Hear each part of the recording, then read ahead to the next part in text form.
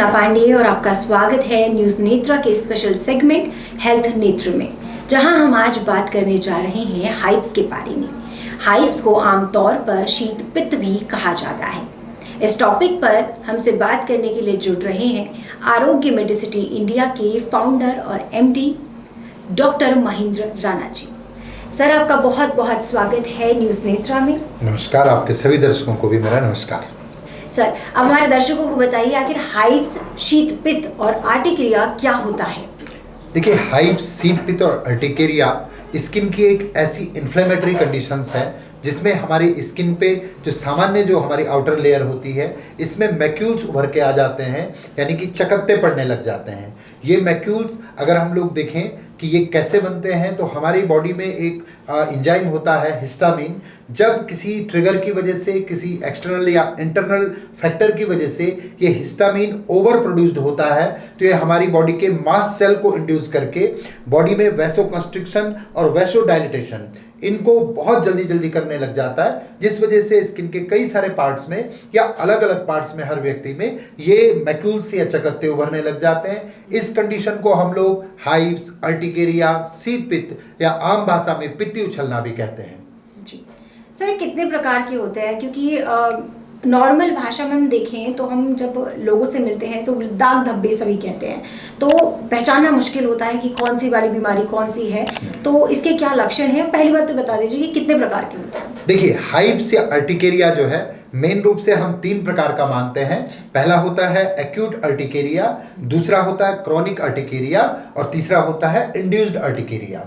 ये एक्यूट जो अर्टिकेरिया होता है, इसमें बहुत पुरानी हिस्ट्री व्यक्ति की पित्त उछलने की नहीं होती है। जब उसको ये पित्त उछलने लगते हैं तो कई बार वो जब क्लिनिक में आता है तो कहता है इससे पहले मेरा कभी नहीं हुआ, लेकिन अचानक से मुझे स्किन में ये चकत्ते उभर के आ गए हैं।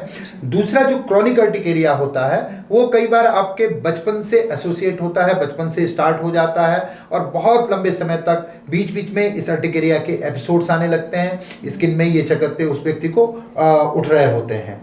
तीसरा इंड्यूस्ड अर्टिकेरिया है, जो जनरली बहुत कम लोगों में पाया जाता है और इसमें क्या होता है कि जैसे हम लोग धूप में निकल गए और धूप से अगर हमें अचानक से जो है एलर्जी हो जाए, तो जो सन एक्सपोज्ड पार्ट है उसमें लाल चकत्ते बन जाते हैं। तो वो सन से एक्सपोज्ड होकर के या फिर किसी केमिकल के कांटेक्ट में आने से या किसी फ्रेग्रेंस के कांटेक्ट में अचानक से आ जाने से जो पित्त उछलता है, उसको हम लोग इंड्यूस्ड अर्टिकेरिया कहते हैं।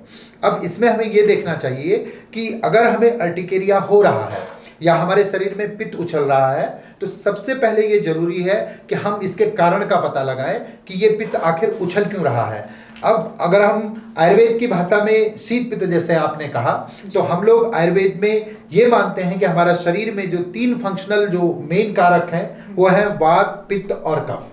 इसमें शीत पित्त नाम आया है, जिसमें एक पित्त तो स्पष्ट है कि ये त्रिदोष में से एक है, और शीत जो होता है वो वात और कफ दोष जो है उसकी प्रकृति शीत होती है। तो जब पित्त के साथ, यानी पित्त यानी एक उष्ण कंटेंट जो बॉडी का है या हॉट जो बॉडी में कंटेंट है, उस हॉट कंटेंट के साथ या उस पित्त के साथ जब वात प्रकोपित हो जाता है या कफ प्रकोपित हो जाता है, तो इनके सम्मिश्रण से जब ये कोष्ठ से जो है त्वचा में स्थान संश्रय करते हैं, तो शीत और पित्त के कॉम्बिनेशन से ये शीत पित्त या पित्ती उछलना शुरू हो जाता है। सामान्य भाषा में कहें कि जब 2 अलग अलग टेम्परेचर वेरिएंट एक साथ बॉडी में रिएक्शन करता है, तो तब हमें ये शीत पित्त या अर्टिकेरिया होने लगता है।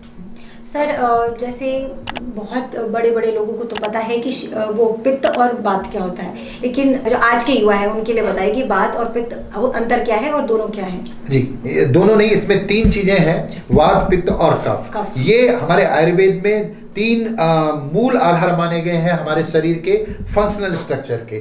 जैसे हम मॉडर्न साइंस में या आम भाषा में आजकल जो है पढ़ते हैं कि हमारे शरीर की एक फिजियोलॉजिकल क्रिया होती है, हमारे शरीर में अलग अलग सिस्टम्स हैं जो अपने फंक्शन करते हैं। ऐसे ही आयुर्वेद में वात, पित्त, कफ, इन 3 दोषों का सिद्धांत है। जो वात है वो प्रतीक है वायु का, कि वायु के जो फंक्शन हमारी बॉडी में है वो हम लोग वात में गिनते हैं। आज मॉडर्न साइंस के हिसाब से इनको नर्वस सिस्टम के फंक्शन मान सकते हैं। दूसरा आता है कफ। कफ जितने भी हमारी बॉडी में कैटाजेनिक प्रोसेस हो रही होंगी, जहाँ पे कुछ निर्माण हो रहा होगा, जहाँ पे कुछ संश्लेषण हो रहा होगा, सिंथेसाइज हो रहा होगा, उस फंक्शन को हम लोग आयुर्वेद में कफ कहते हैं कि ये कफ के फंक्शन है। और तीसरा जो कि इस टॉपिक में भी मेन है, पित्त। पित्त हमारे शरीर का अग्नि को रिप्रेजेंट करता है। उसमें आप डाइजेस्टिव सिस्टम मान लीजिए, हार्मोन मान लीजिए, एंजाइम मान लीजिए, यहाँ पे यानी कि जहाँ पे अग्निकर्म यानी पाचन या डाइजेशन या डिस्ट्रक्शन का कोई काम हो रहा है, कोई चपापचय का काम हो रहा है, तो उस फंक्शन को हम लोग कहते हैं आयुर्वेद में कि ये पित्त के फंक्शन है। तो वात, पित्त, कफ, ये 3 फिजियोलॉजिकल हमारे बॉडी के जो है मेन फंक्शन है आयुर्वेद के हिसाब से। और इसी में जब ये वात, पित्त, कफ इम्बैलेंस होते हैं, इनमें से कोई एक बहुत ज़्यादा बढ़ जाता है या घट जाता है, तो फिर हमारे शरीर में कोई ना कोई बीमारी रिप्रेजेंट होती है, बीमारी का स्वरूप आ जाता है। तो ज़्यादातर ये जो बीमारी है ये किस मौसम में देखने को मिलती है? कि कुछ एलर्जीज ऐसी होती हैं जो सर्दियों में आती हैं, कुछ मौसम बदलते हुए देखी जाती हैं, तो ये किस मौसम में अमूमन देखी गई है? देखिए, अर्टिकेरिया जो है वैसे तो इसका मौसम से बहुत फर्क नहीं पड़ता है, लेकिन खास करके अगर हम गर्मी की ऋतु में बहुत ज़्यादा गर्म आहार का सेवन करें या ठंड की ऋतुओं में जो हमारे विंटर सीजन है उसमें बहुत ठंडी ठंडी चीज़ें खाने लग जाएं, तो वो एक ऋतु विपरीत भोजन जब हमारा होता है तो उस वजह से हमारी बॉडी के वात, पित्त, कफ इम्बैलेंस होते हैं, हमारी बॉडी के फंक्शन इम्बैलेंस हो जाते हैं, जिससे हमारा इम्यून सेल ट्रिगर होकर के ये पित्त या शीत पित्त की जो बीमारी है वो हमारी स्किन में रिप्रेजेंट होने लग जाती है। पसीने का क्या इसमें कोई रोल है कि कभी पसीने की वजह से हुआ हो किसी को या किसी को फर्क पड़ा हो इससे? देखिए, पसीने का इसमें बहुत ज़्यादा रोल नहीं है, क्योंकि पसीना जो है बॉडी का एक प्यूरिफिकेशन सिस्टम का एक पार्ट है।